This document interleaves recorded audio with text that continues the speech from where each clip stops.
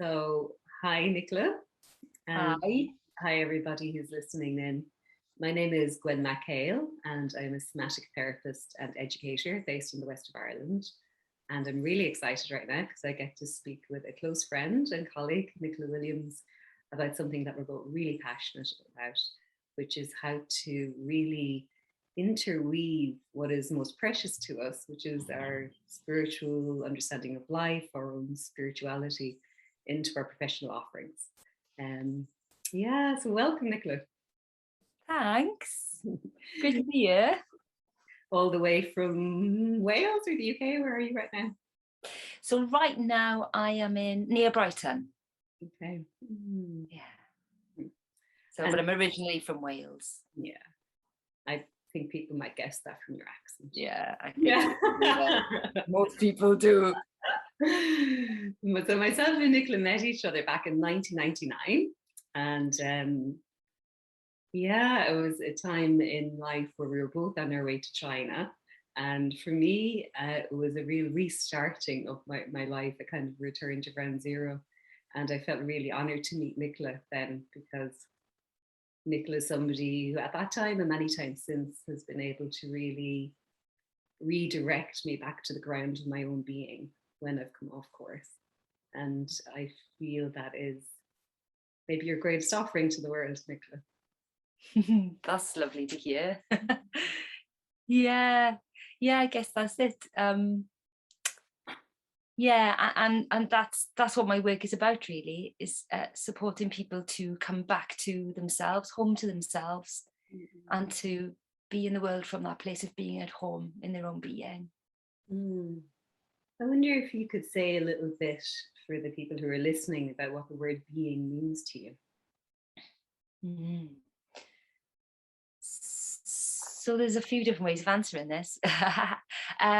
So for me, being is about who I am.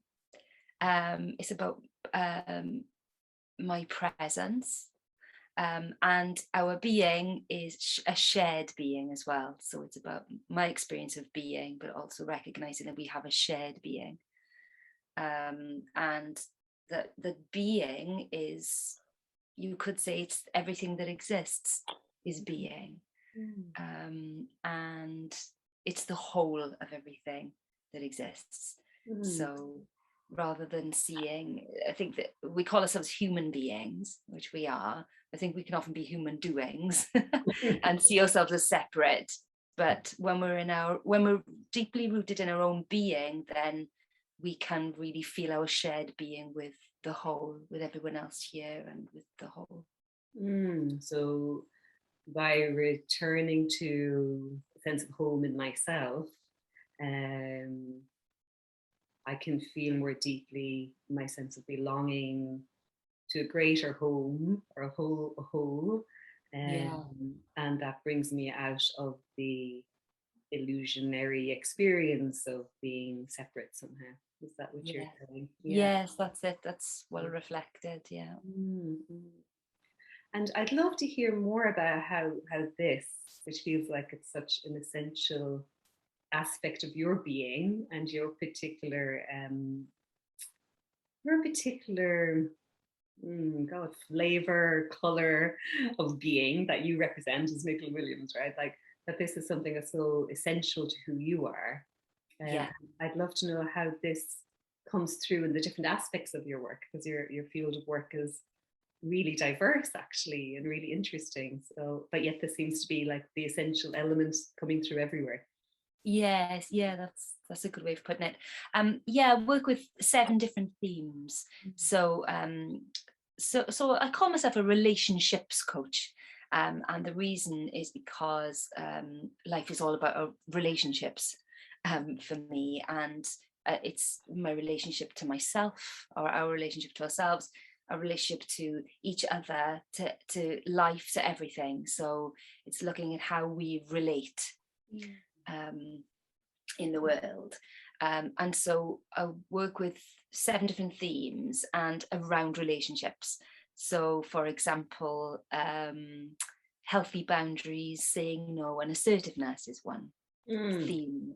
And the themes have really emerged for me from what I think is most helpful for people to learn about in relationships. So that one is essential. If we're not able to say no, we're not able to speak up for ourselves, then it's really difficult to be in the world and keep ourselves safe and happy and on track and meeting our needs. And then we have authentic relating and kind communication. I think that's really essential for our relating, and kindness is really essential. So we can be authentically who we are, but then we're communicating that in a kind way. And then everyday spirituality is another theme, just looking at how do we view ourselves as part of something that's actually greater than us, that can hold us, and how can we integrate that in everyday life. I think all of the themes, really what's central to all of the themes is this spiritual perspective.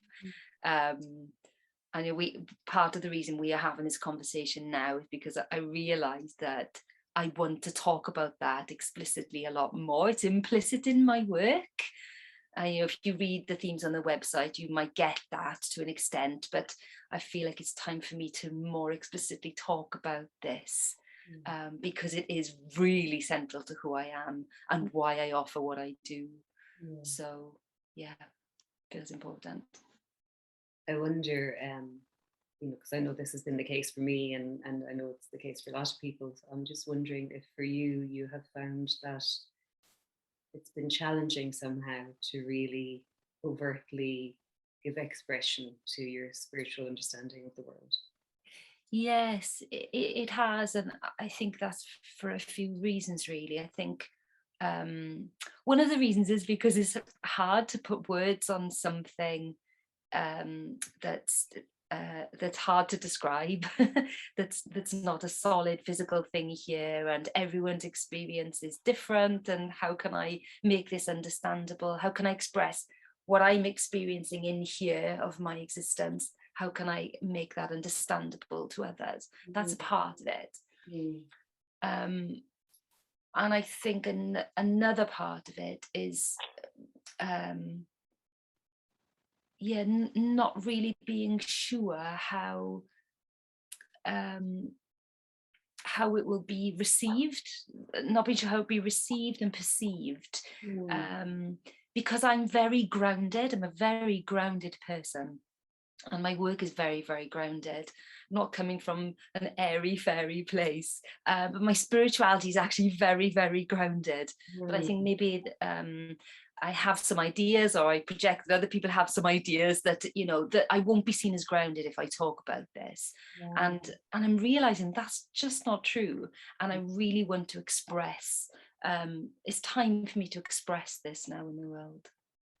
Yeah, I notice myself getting really excited actually as you talk about a grounded spirituality, because I can relate to what you're saying about if I am really honest and open and vulnerable about my experience of being in the world, I'm going to invite projections and judgments from others that I'm airy fairy, away with birds, all those kinds of things that we do get projected onto us if we speak about certain things, and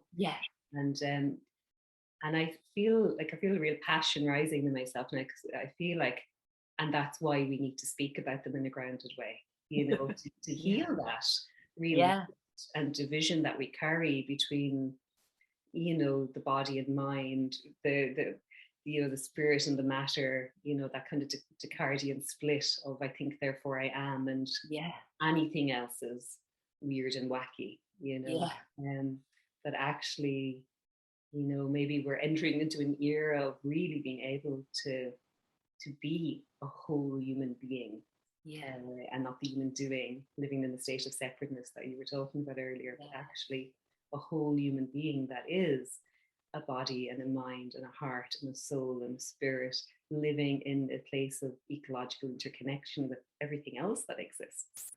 Yes, and we need it now really more than ever, because when we recognize that we are not separate, everything, every way that we are, everything we say and do matters, because we're interconnected with everything else. And it also makes us, when we realize if we are kind to someone else, we are automatically, that is a kindness to ourselves, because we're interconnected.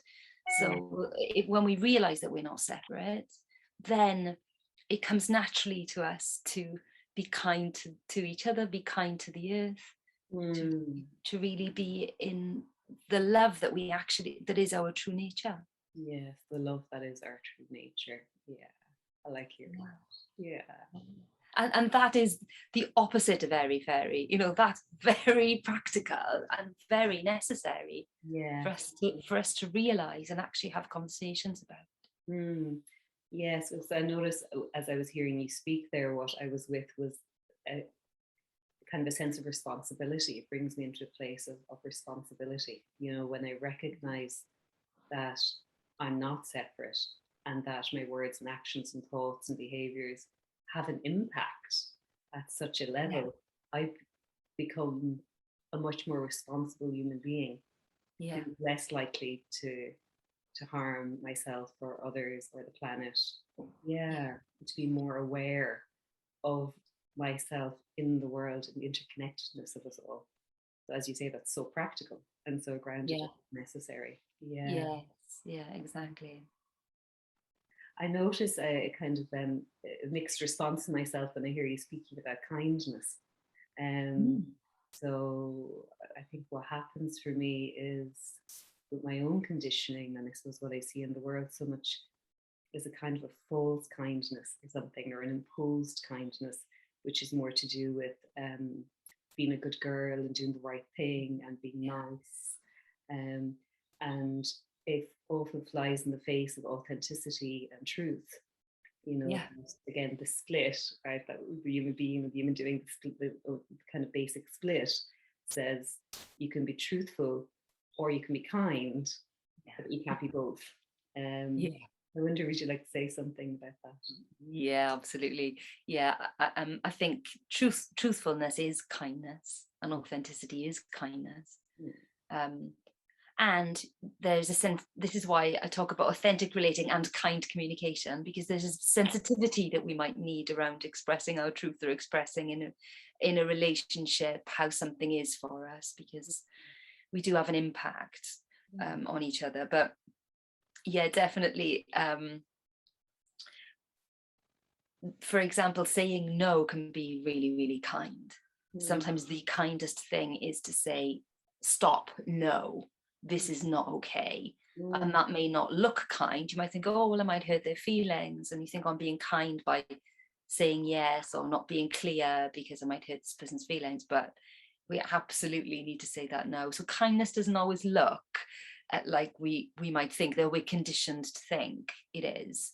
I think that we really need to deeply get in touch with ourselves and our own authenticity, to understand when we're coming from kindness and what kindness is. It's a really real journey inward, away from the ideas that we've been conditioned with, and away from what a lot of people might think. You really might be taken the wrong way when you're being very, very kind, because 95% of people would say, well, this would be the kind thing to do. So it takes a lot of courage actually to be truly kind. Yes, a lot of self-awareness, as you say. You really have to know where you're coming from and your motivations. And a lot of courage and bravery. Exactly. To speak our truth with kindness. And that speaking truth is in itself an act of kindness to the world, right? So I'm really with how, I find it challenging, I suppose, in the world. Something I find challenging about how the world is that there is a pretense sometimes of kindness, or what's the word I'm looking for? A kind of a people pleasing, that's I'll act kind, but it's so self-serving, because it's like, but I'll act this way and then people will like me and I'll be fine. And that's just supporting that egoic separateness, Yeah. where and which is like an act of violence, really. Yeah. It's like to purport the idea that we're separate, and to just live from that place. Whereas actually, if I can really risk being truthful, and as you say, setting a boundary, even though that's really not okay with me, or calling somebody out on something that's really not an okay behavior, like a colleague who's making racist jokes or something. Actually, that's really not okay. I don't think it's okay to speak that way. Then it's really risky and really vulnerable. And ultimately is a kinder act for myself, for the other who's maybe a bit unconscious in this area, and for the world, and is ultimately going to make the world a better place than if we're all just playing nice. Yeah. When we're just not being real, when we're playing nice. So we're not actually really meeting. We're not meeting ourselves. We're abandoning ourselves because we're not living from our authentic self. And then we're not offering ourselves to be seen and to be met by others either. So it can be real loneliness when that's happening. And it can be difficult. Sometimes it takes having difficult conversations and difficult feelings coming up, and it's like it can be quite scary to relate in this authentic way. But for me, it's far more scary to stay in the nice arena and never really live and never really meet someone, never really show myself. I like the idea of the nice arena. That's making me laugh. Yeah. Nice arena. I think a lot of people could resonate with that. I don't think I've ever said that before. That just came out to me. Sounds like it could be a chapter title for a book there. Yeah. Stepping out of the nice arena. Yeah. Yeah. So instead of niceness, you're talking about real kindness, which is inherently linked to authenticity. Yes. Yeah. Exactly. And with when you start really going deep enough, everything becomes a paradox. So that might seem to someone like a kind of a paradox, that being nice isn't kind necessarily, for example. Some other kind of paradox that I became aware of as you were speaking earlier was around separateness and interconnectedness. So we were speaking about when we rest into a place of being, there's a wholeness and an interconnectedness, and we move out of the illusion of separation. And I feel that feels like such a basic truth to my understanding. And then there's also the place, because I know you're really you work a lot with boundaries and helping people really express their authentic boundaries, which brings us into an apparent place of separation. So if I say no, or I don't agree with you, it separates from you. It differentiates who I am from who you are. So could you say a little bit about these two different meanings of separation, or how you make sense of that apparent paradox? Yeah, so this is really important actually, because when we're talking about there's no separation and we're all one, then the spiritual bypassing can come in. So an example I have of this is that when I was in India a couple of years ago, I went to a guest house and could see that the blankets hadn't been cleaned. I could tell that they needed washing, and asking the person behind the desk, could I please have clean blankets? And the woman saying to me, India being a really spiritual country as well, madam, do not worry about this. We are all one. Right. So it was beautiful what she's saying. I'm saying, okay, yes, we are all one. It's beautiful that you're recognizing that, and I love India, because people say these kind of things all the time, but actually, that wasn't recognizing my needs, my individual needs, and I needed those blankets to be clean, and so that can happen quite easily. So so yeah, there really is a need for me to say where I end and where you begin. And the reality is we are living in these bodies and we need to stay safe and we need to stay healthy. And so we need to have boundaries and to be able to say no. And actually what it does when I can say no to you, that means we now have a chance for real authentic connection. If you ask me for a hug, I always use this example. If you say, Nicola, can I have a hug? And I don't really feel like giving you one, but I say, oh yes, okay, let's have a hug. Where I might think something like, oh, we're all one and everything's made of love and I'm going to be loving, I'm going to be kind, I'm going to be spiritual even, going to hug this person. And I put my arms around you. In that moment when I've done that, I've betrayed myself, I've abandoned myself, and I've actually abandoned you, the chance of us meeting in a real place. But if I say to you, I don't feel like a hug right now, now you know what's real for me. Now I can stay rooted in myself. You can see where I am, so you can meet me, and now we can connect. Now we can experience our shared being. So we need a recognition of both. Of both, absolutely. Yeah, that's really helpful. So there's that sense of the recognition of I would say maybe difference, that you and I are interconnected. We're part of one consciousness, but we're not the same, and we're not merged. And I think the spiritual bypassing really goes into a kind of an unhealthy merged place. Exactly. As opposed to being a collection of differentiated and interconnected individuals. Exactly.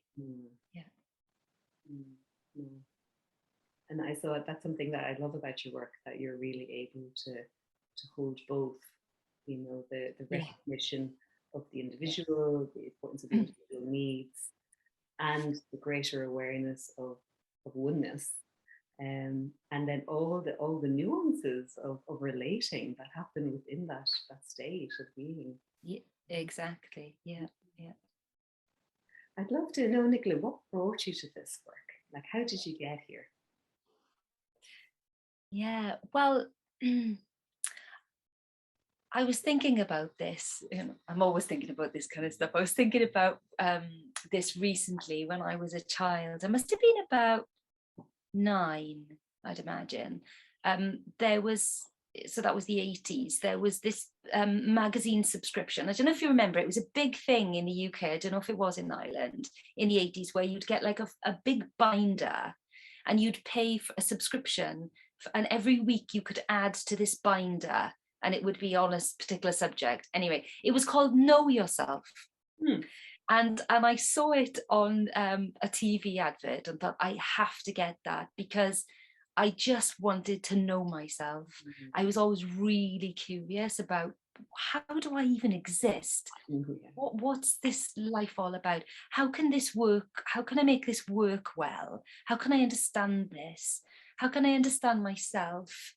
It's really, really curious. I think curiosity about life and myself, that was very natural to me, very, very alive in me.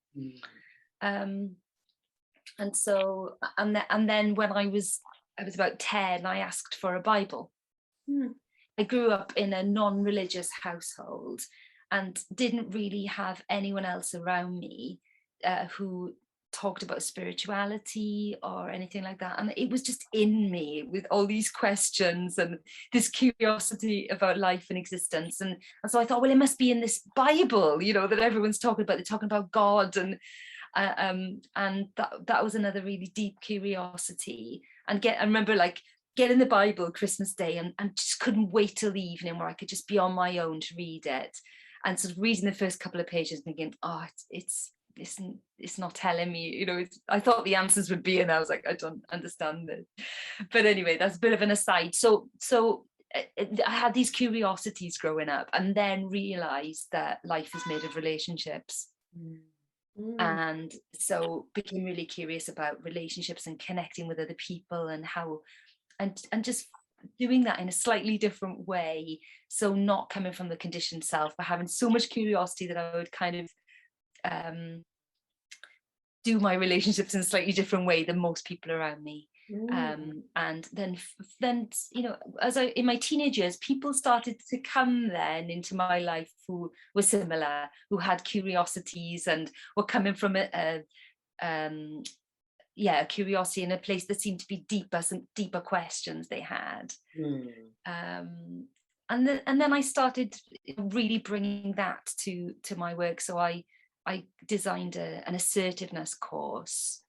That was about 20 years ago now, and brought that to people. I thought this will be really, part of it is because I love freedom.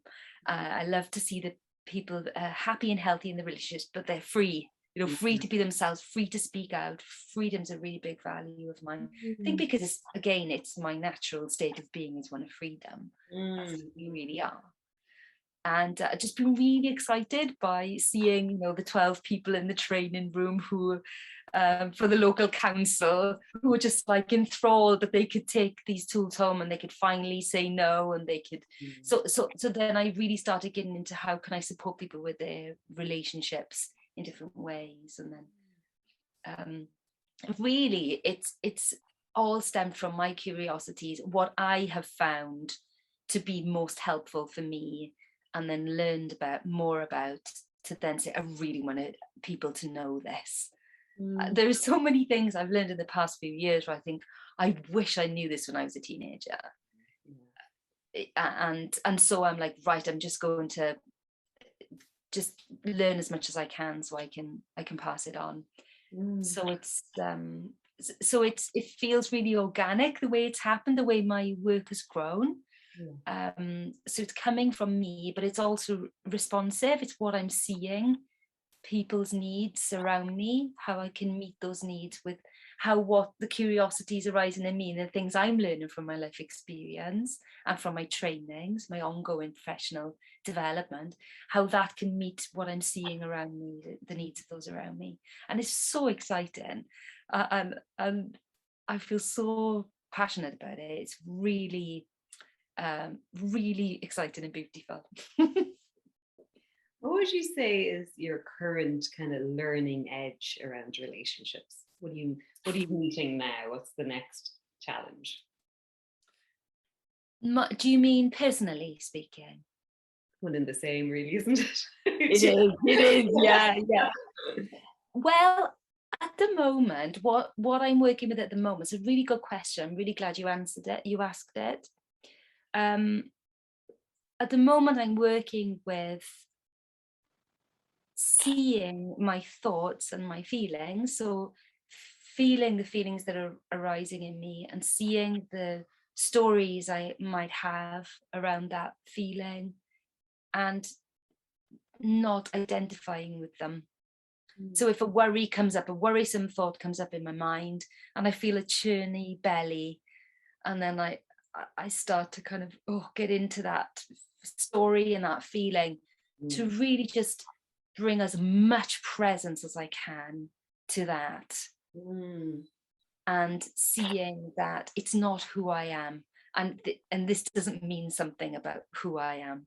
This is actually an experience that's passing through. And so it's really embracing the feeling, not trying to push it away, allowing the thoughts to be there, but seeing them for what they are, instead of getting lost in them and getting consumed. And so I feel like I've been doing that since I was a teenager. I've been practicing that, but lately it seems to have gone up a level, and it also seems like I'm having experiences that are giving me the opportunity to do that. So really challenging experiences coming, where I might be thinking something over in my mind and something difficult come up in a relationship with someone, and I'm awake at 2 a.m. It happened last night. So I was awake for an hour in bed, really saying, right, Nicola, just bring everything you've ever learned to this moment, to bring presence and to just allow myself to be free, to just as free as I can be here, and as loving and kind, without trying to get this perfect, but just recognizing there is another way than being stuck in these mental emotional patterns. Because it takes up so much energy that I could be using, in other ways in my life. Yeah, because so earlier, right at the beginning of our time together now, you were speaking about your relationship with yourself. Um, so I feel like I'm getting an example of what you meant by that here. So yeah, so there's a part of you who's in a loop, and I suppose as from my perspective now, you can let me know if this resonates with you.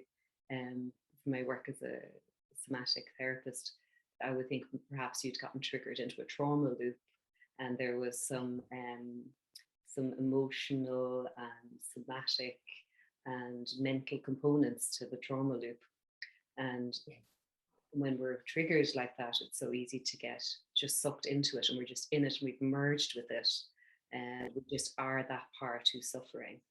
Um, so when I hear you say your practice is to bring your presence to the experience so that you can relate to it, um, that feels really, really quite exciting and liberating. I get the sense of, like you say, there's the potential then to disidentify with the experience while also allowing the fullness of the experience, allowing the one who's suffering to suffer and being able to witness them from a place of Yeah, presence. So they're not alone in the suffering anymore.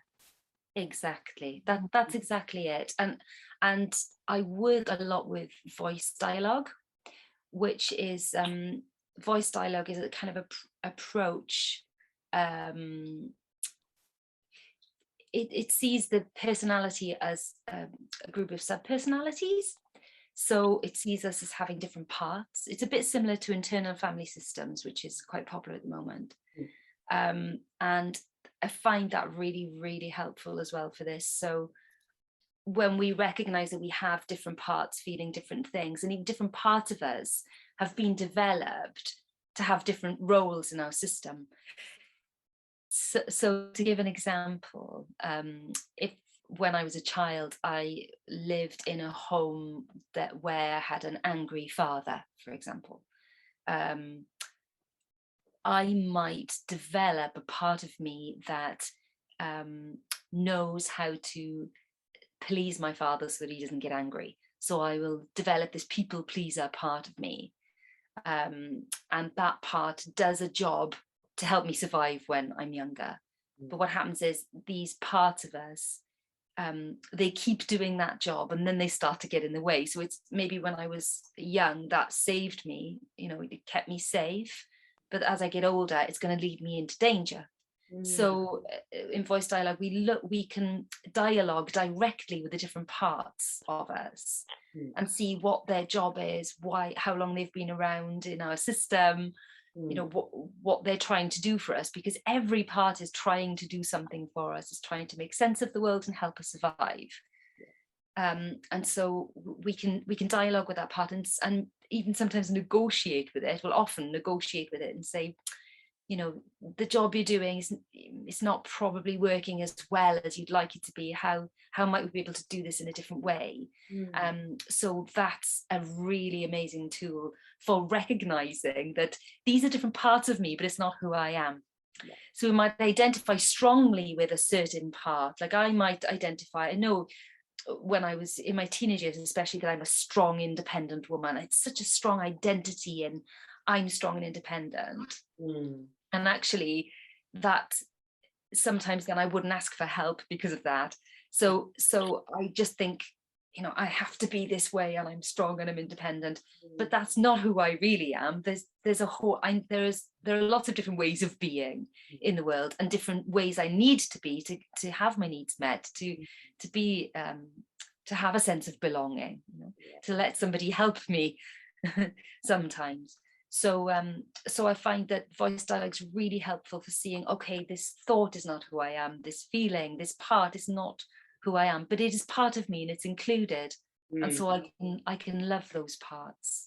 Yes, that's lovely. I get a real sense of when you're saying about, maybe because I identify, being a strong, independent person, that's my identity, that's who I am. And then the limitations of that, that means I can't be vulnerable, I can't ask for help, I can't need something from somebody else.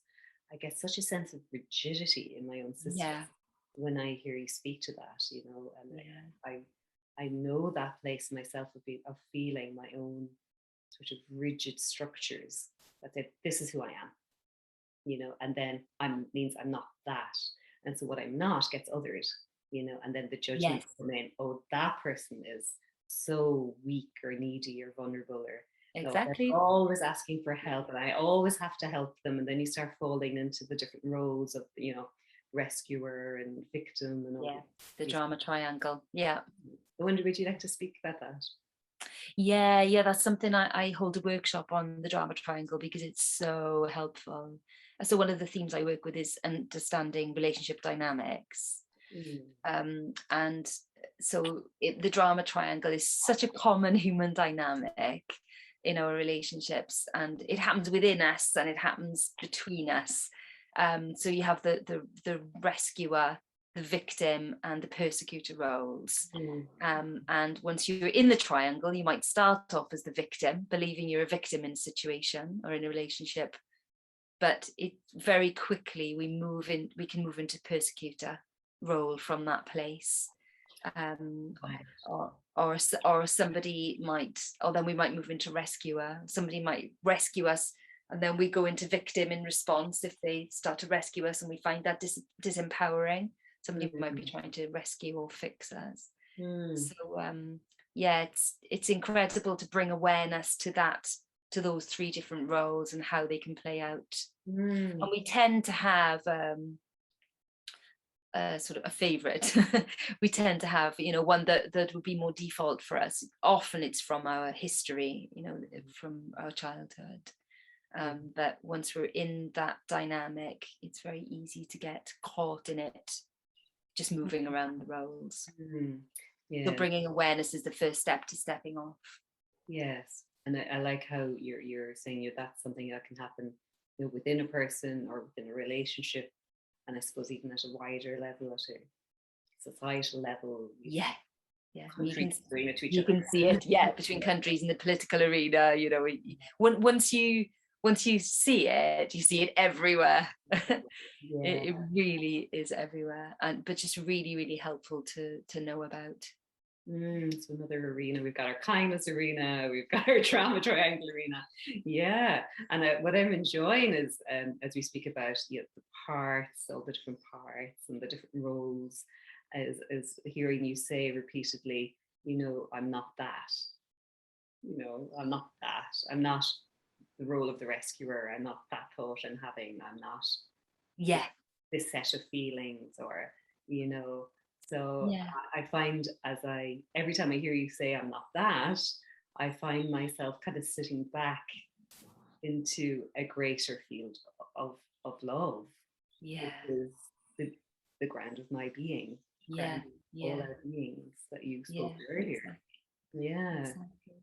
So that's really beautiful. And in this place of here is the truth of who I am. Actually, this is the I am. Yeah. That can contain all these other parts. Yeah. Love and acceptance. Nothing needs to be bypassed or denied or ignored or repressed, or everything is welcome from this place. Exactly. Yeah, everything is welcome. Yeah, that's really important.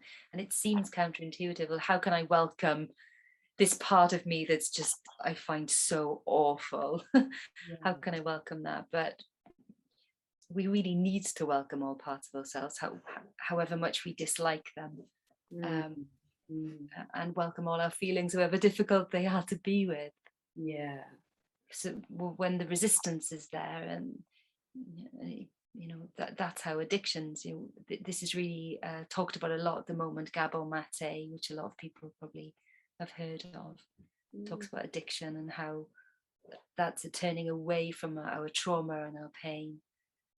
We don't know how to be with it, and so we turn away from it toward drink, toward drugs, toward relationships, in order to avoid that. And then we find ourselves in self-destructive addictions and behaviors. So the welcoming is really important if we're to stay in our to stay healthy. Yeah, I feel like I'm kind of I'm with something that isn't in words yet. I'm trying to just stay with it, but it's something around yeah, that place of trauma and addiction, like a particular field of energy, another arena, right? The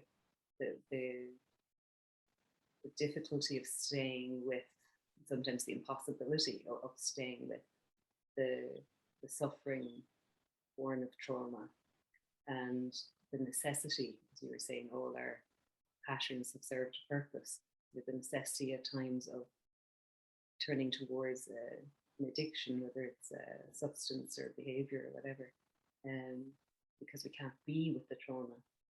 Yeah. And then I'm with how you speak about the process you were in last night of coming into presence to the part of you that was stuck in a trauma loop. And I feel a little eureka moment. It's like, so how can we be with the unbearable? How can we not turn towards the numbings and the addictions and the violence and the acting out of all the things we do when we can't bear the suffering and we can't bear the trauma? How can we do something else? So when you talk about coming into relationship to the part of you that's suffering, bringing in your presence, which is the I am, which is the beingness, to relate to the one who's suffering. Yeah. It's like something opens up. It's like a little, here's another possibility. Yeah. Yeah. It's something other than the suffering or the numbness. There's the possibility of presence. Yeah. Beautifully put. Well, thank you for feeding me the ingredients to put it together. Yeah, that's really exciting, and kind of really, there's a new understanding in me around your work actually and what you offer, and how the everyday spirituality, how the spirituality is not even interwoven with all your offerings, but is the container for all your offerings. Yeah. Yeah, that's a really good way of putting it, actually. And I notice how that feels, I can feel this kind of expansive feeling in my body as you say that, because that's really hit the spot. That is the container for the offering. Yeah, I feel that expansion as well. I have a real sense of us both here together in a state of interconnected oneness and love. Yeah.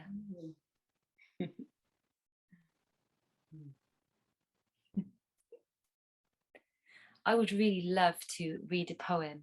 I think what time is it? We're probably going to finish soon. Yeah. 5 minutes, yeah. Because, I wrote this about 3 years ago, and I don't write a lot of poetry, but I wrote this, and it's, I think, the best thing I've ever, way I've ever expressed all of what we've been talking about in just a few words. So I really want to, it's called Simply Love. What if nothing is wrong? What if all that is present is complete perfection, and we can feel joy right now for free? No cost, no catch, whatever else is here, and all we need is our own permission. Our hearts are broken. What if this is how they open? Crunchy cracks that let in more love, more light, more breath, more life. Let out the essence of who we really are. What if the pain that sometimes almost fills us is the growing pain of our soul? The eternal adventurer that takes form for fun, forgets itself for the thrill of play, mystery, and remembering back to wholeness. What if death is simply the waking from a dream, and those beloved ones whose eyes open before ours smile at the illusion of distance, dance with us in truth of existence? What if all is simply love?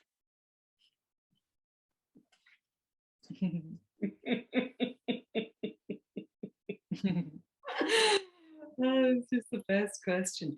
What if all is simply love? Mm. Mm. Mm.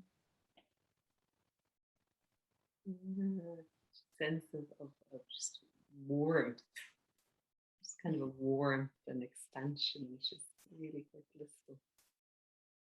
Mm. Thank you for your words.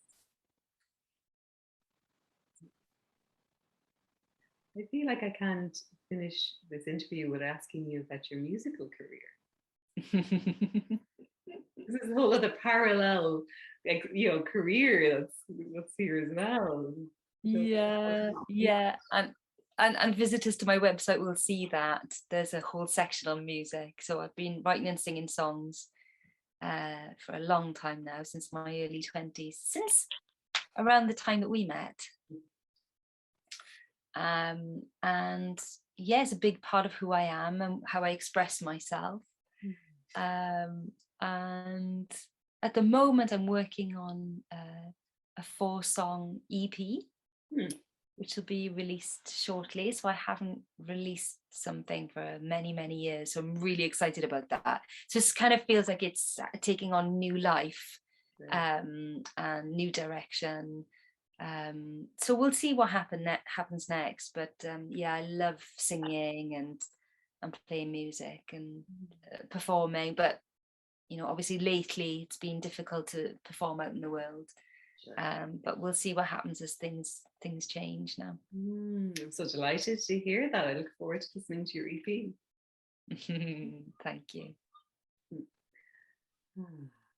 I've noticed I don't want to finish. Is there anything else you'd like to say? No, that's wonderful. Thanks so much for this lovely conversation. Yeah, I really enjoyed it. Me too. Such a pleasure. I'm really at home in myself after speaking. I'm really with my heart, really in a place of love. Yeah, me too. Thank you so much for that. Well, we'll say goodbye for now. Yeah, thanks, Gwen. Bye.